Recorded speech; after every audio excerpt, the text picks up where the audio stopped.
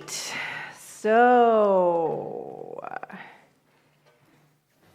yesterday was the third Saturday of the month, and so, as with all third Saturdays at VTC, we had some 90 transformational breathwork happening here yesterday. And the journey was called Awakening. And this is a journey that I only recently breathed myself, and all of the journeys have some kind of correlation with new thought, but this is one of those that has a lot and is just so in keeping with what it is that we teach here, what it is that we endeavor to embody more fully.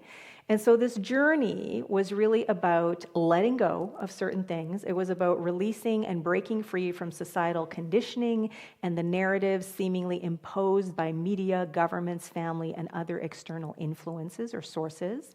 It's about releasing the burdens of the past, the things that we have gone through, the thoughts, the stories, the things that we tell again and again and again, letting go of them. And then it's about awakening to our truth, to how incredibly powerful we are, that we are sovereign beings, that we have agency, that we are personally responsible for the life that we are experiencing, that no matter what is going on around us in maybe an unseemingly or seemingly unpeaceful world, that ultimately we are always at opportunity to respond as the love we are. We are at opportunity to see everyone and everything through the eyes of love, even the sticky, icky situations, people, and challenges that sometimes we don't quite know what to do with. Even if we don't know what to do with them, we can show up, we can anchor ourselves in the love that we truly are. And so some of the themes that were in this journey were about acceptance, gratitude, self-belief, and courage. And towards the end, once the big cathartic primal scream happened and everybody is this incredible theta state, super impressionable with all of these beautiful life-affirming affirmations that are coming through, there was an opportunity to visit with your older and wiser self and to ask your older and wiser self a question. Now, I have no idea what anybody asked, and I can't even remember if I asked a question when I went through the journey.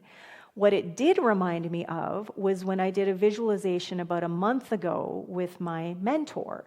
She's also a positive intelligence coach, and so she did this positive intelligence visualization with me, which I knew of, but being on the receiving end and being guided is a very different experience than facilitating it with other people.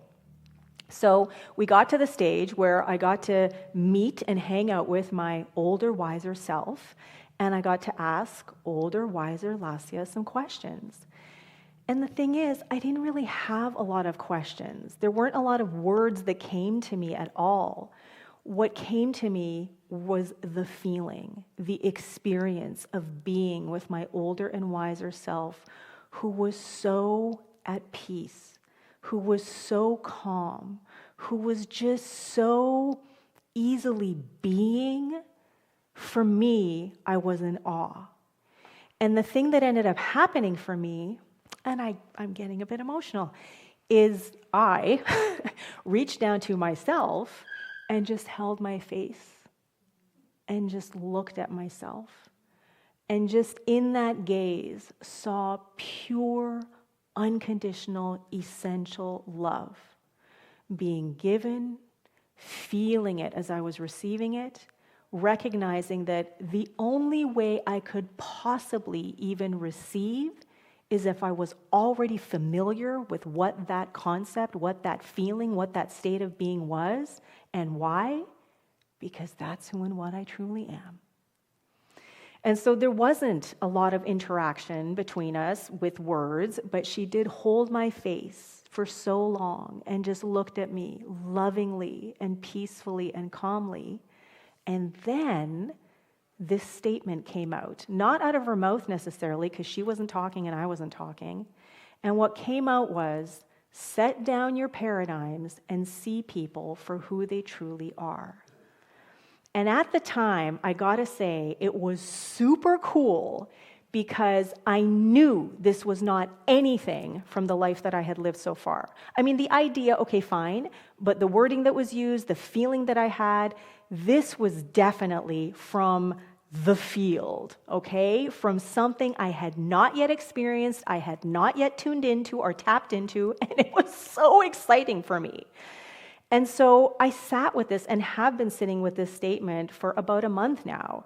Set down your paradigms and see people for who they truly are. So the title of my talk today is Set Down Your Paradigms. And there was an image that came to me with this statement as it was offered, where it was like, set down your paradigms. Like I had a cage or some kind of structure on me, and I literally had to lift it off and set it down. And once I didn't have it on me anymore, once it wasn't in the way, then I could experience life for what it truly is. I could experience people. I could experience relationships. I could see everyone for who they truly are. The love, the infinite potentiality, the infinite creativity and resilience that they truly are, instead of this stuff, these structures, these stories, these narratives, these thoughts, these beliefs, these judgments, these assumptions. We all have them that get in the way of me seeing other people for the love, the pure, essential, unconditional love that they truly are. And so when I was trying to find a picture, I even went to AI, and AI was just not helpful in this way. I was trying to find a picture of someone with some kind of cage on them, some kind of structure, some kind of like scaffolding or something that they were literally taking off and putting down. And the best that I could come up with was this one, which I thought was actually pretty cool. Because if we can sort of picture ourselves within this netting, this wire frame sort of thing, this structure, how clearly do you think you're going to see if you're on the inside of that thing? Not so much, right? It is such a tight weave, and it is so like you can see the person's figure there. You can see where their eye holes would be, but there's still stuff in the way. And so the whole idea here is that we have to let go of all of this stuff that we carry along with us from moment to moment to moment to moment, all of which is based on what we have experienced, all of the past, the memories. It's not based on the truth necessarily of who and what we are. And so what it really, really reminded me is of those three things that we teach in New Thought. Oneness. There's only one thing going on. 2, divinity of all. Everyone and everything is that thing. Even if it doesn't feel like it in the moment, even if it doesn't look like it, even when there are things happening in the world, whether it's politically or socially, that we would not prefer, that still the people making those decisions, even that entire circumstance, the way that it's unfolding, is all God. It's all source. It's all spirit expressing. What we get to do is not necessarily like blame and shame and why did this happen, but from this moment onward, how am I going to respond? How am I going to create my life experience according to what's going on? Am I going to get sucked into this incredible vortex of despair and anger and blaming and shaming? Am I going to go down that rabbit hole?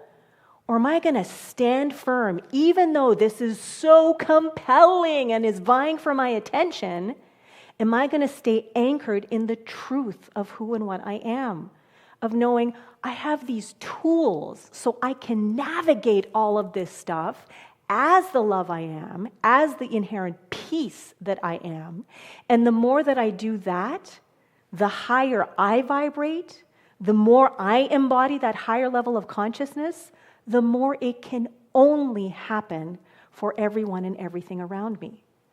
And so that's our work to do, is to remember that we are all reflections of each other. We are all part and parcel of the same thing. And that the more we get wrapped up in the stories, the narratives, the paradigms, the judgments, the assumptions, the more all of that gets in the way of us experiencing the people in our lives, the situations in our life, as life itself for what it truly is. Now, on Thursday, I was in my second to last class of my Aramaic, advancing along the way of the Aramaic Jesus, something like that, with Neil Douglas Klotz. And it's the second class that I'm taking with him, second course that I'm taking with him. The first one, he was translating the Lord's Prayer from the Aramaic. Very different meaning than what we would find in the King James Bible. And now we're working on the Beatitudes. Again, very different meaning than what we would experience in the King James Bible. And it's so interesting because this is translated from the language directly that Matthew or Luke or whichever version we were looking into spoke, just like Jesus. And in listening to what this incredible translation is offering, what we see, what we really get is that this is all about oneness. This is all about seeing the divinity and feeling and experiencing the divinity of all. And it is all about taking personal responsibility for your life experience. Because in Aramaic, there are no words for other or separate or outer. It's all one. There's no word for mind. It's all heart. There's no gender used, and that's not true. It's not used very often. It's just one. So, Luke, chapters 627 to 28 says, "But I say unto you which hear, love your enemies, do good to them which hate you, bless them that curse you, and pray for them which despitefully use you." We can kind of pick apart in there that basically, however you're being treated by someone around you, love them. That's your only job. Love them. No matter what they say about you, no matter what they do to you, love them. Okay? From the Aramaic, it says, "From all this I'm telling you, see your enemies as an out-of-cadence part of yourself. Step by step, respect them back into tempo with you, building up the mutual fires of the heart into one warming blaze. Work wordlessly with those who color you." So here, there's some personal responsibility, like serious personal responsibility, not just about loving the other person, no matter how they're treating you, but taking a look at what's my role in this? Where am I out of step with myself? Where am I out of alignment? Or like he translated, where am I out of cadence? And as, with what Teresa offered, we take a look at ourselves first, then we are better equipped to get into alignment, to get into step, to get into cadence with everyone and everything around us. And so what I really, really appreciate is that here, when he says, see your enemies as an out-of-cadence part of yourself, it kind of goes to what Bob was speaking about, where it's not just about the world out there, it's also about what's going on in here and here, especially in here, in the mind. You know, the thoughts we tell, the things that we believe, the stories that we tell, all of the stuff that we tell ourselves about how I'm not good enough, I'm not smart enough, I don't have what it takes, I don't know how, I'm too old, I'm too young, I don't have the money, I don't have the time, the energy, blah, blah, blah, blah, blah. Those are just as much our enemies as anyone on the outside of us. And so it is so important for us to get crystal clear of the enemies that are dancing around and paying free rent in our mind, right? Because guess who gets to evict them? We do, right? No one else is going to do it for us, but we have to consciously choose to do so.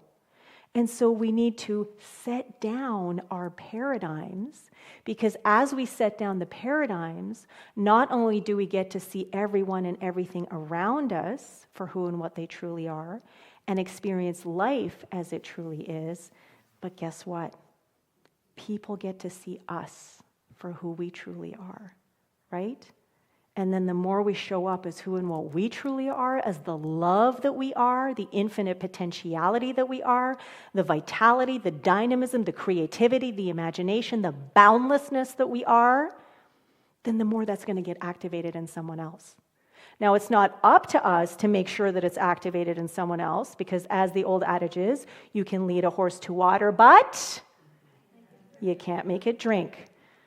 So our part is to show up as the highest, most aware, most intentional, purposeful version, of ourselves that we possibly can. And then trust and know that there is that in the other person, there is that in the situation that has the capacity to do the same. So what I want to leave you with is, when we consciously set down our paradigms, stories, limiting thoughts and beliefs, not only are we better able to see everyone and everything for who and what they truly are, but we also allow ourselves to be seen for who and what we truly are. More importantly, as we lay down those narratives, we are consciously choosing to show up more openly, authentically, and committedly as the love we all are, allowing ourselves to experience life as it truly is rather than what it appears to be. Thank you, and so it is.